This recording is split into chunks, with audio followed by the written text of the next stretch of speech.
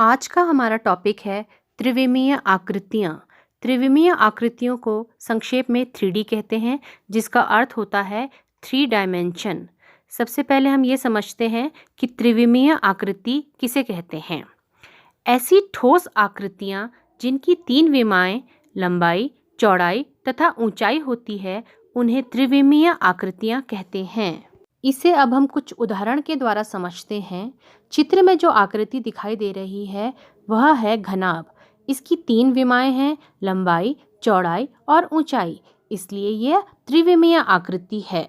हमारे आसपास घनाभ के आकार की कई वस्तुएं होती हैं, जैसे तुम्हारी किताब, ईंट, माचिस की डिब्बी आदि अनेक वस्तुएं घनाभाकार होती हैं।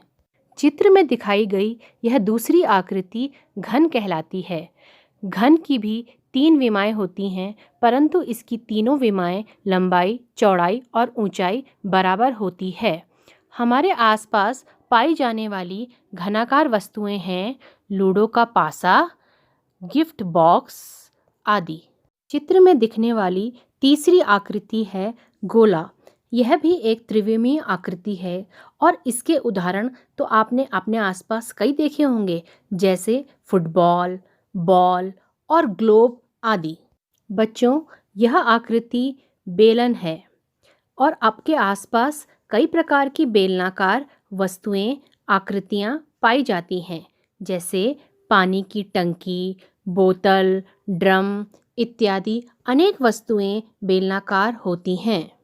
चित्र में दिखने वाली यह आकृति शंकु है।